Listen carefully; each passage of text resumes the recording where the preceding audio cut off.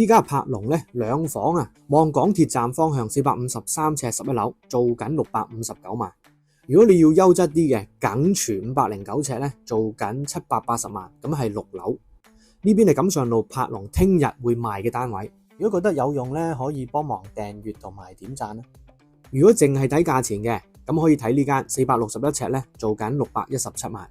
三期向馬路呢邊咧，其實最低層就1樓，所以如果要平咧，可以揀1、2樓。如果望馬路呢邊咧，唔介意嘅話，有間500尺，咁7樓梗廚咧，做緊739萬。雖然佢會嘈些少啊，但係呢個算係幾受歡迎嘅。咁同大家再望望真實大概嘅景觀係點咧？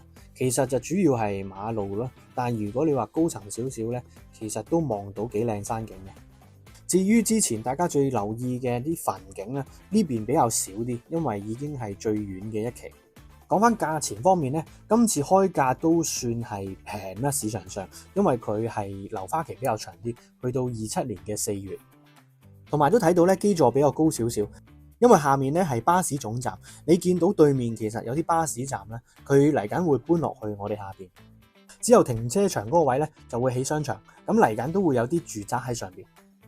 暫時呢家嚟緊都會賣1、2房先啦，3房就暫時未開賣。如果要睇3房都係睇翻1、2期，唔知大家覺得呢個樓盤點樣咧，都可以討論一下。